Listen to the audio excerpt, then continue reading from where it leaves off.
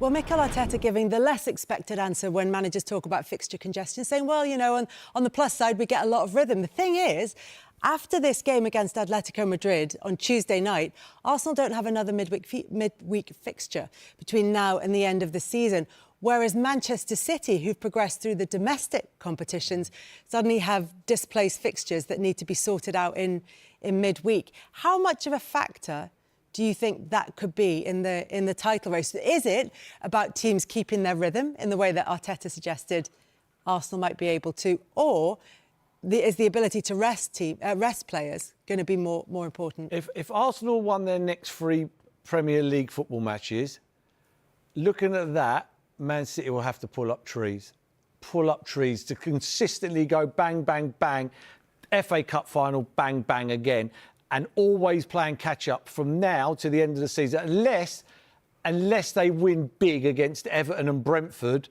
where they can swing it around, where Arsenal are playing catch-up, where the goal difference becomes a lot. Otherwise, they're always going to be chasing their tail, and it takes its toll in the end, knowing that you've just got to win this game to not do anything, really, just to stay on the towels. And that's hard. It is very difficult. And these are good teams. Everton are for me, I think they're an underrated team.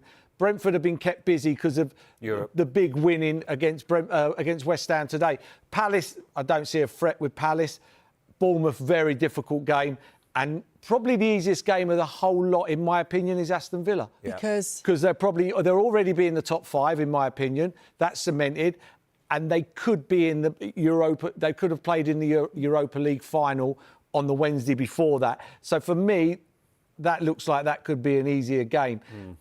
I think so. That could be their goal difference game, in my opinion. Bournemouth is going to be Andoni Iraola's last game. There's going to be a celebration there. They're going to want to put on a bit of a show.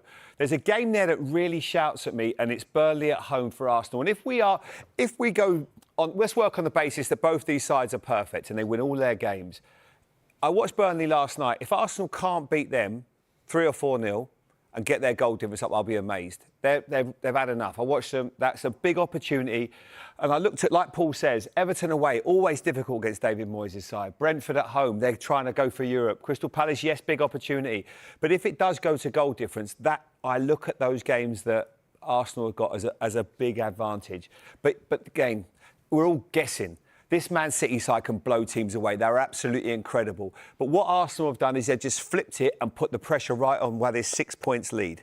Now, would I be surprised if there is a draw at West Ham that are trying to fight to stay in this Premier League?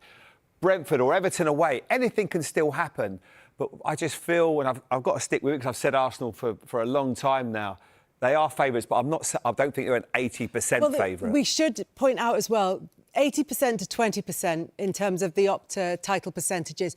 But remember that Arsenal have played 2 games more than Manchester City, both of which they've won. So that's going to boost their odds a little bit more because City can't have a 100% chance of beating the opponents that they've got coming up. So that will play into all of that. I think your point, Paul, about the fact that City are playing they will always be playing after Arsenal, always be playing after them, and will always be chasing their tails regardless of what happens. I think, though, if they win these next 2 games against Everton and Brentford that are difficult games, severe pressure on Arsenal to beat West Ham, because West Ham is one hard game, because West Ham are fighting for their lives, absolute lives, to play in the Premier League, which everybody wants to play in. So it all depends what they do in them next 2 games. If they win them 2 games before Arsenal play, and then the pressure's swung round, and you don't know what's happened on Tuesday night. If Arsenal win, they're buzzing. If they get beat, you know, and then it's like it goes to extra time.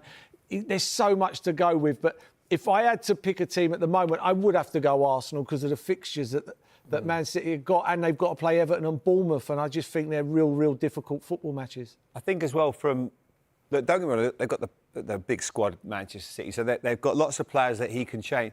But what he will have to do is have to rotate his team accordingly, and that's not always easy. If you look at that 14th and then the 16th, 2 days later, you've got the FA Cup final. So no, Crystal Palace are 14th. It's on the 13th, so it's 3 days. It's still 3 a short. days. Sorry. Yeah, they've got like 3 games 13th, in 7 days at one. Sorry, Kelly. Yeah. But still, he's got to just. Those games are coming thick and fast. Whereas for Mikel, he can really sort of look at his team and go, I can rest there. I've got a nice opportunity to work with a team, and just be a little bit kinder to them on the training pitch.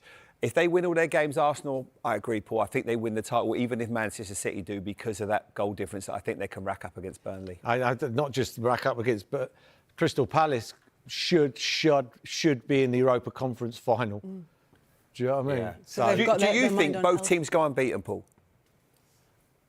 I would say yes, because I couldn't sit here and say, I know there are games, Everton and Bournemouth, but if Man City play to their best of their ability, I don't see how they don't win. I mean, they're playing that well. So for me, I think it'll come down to goal difference.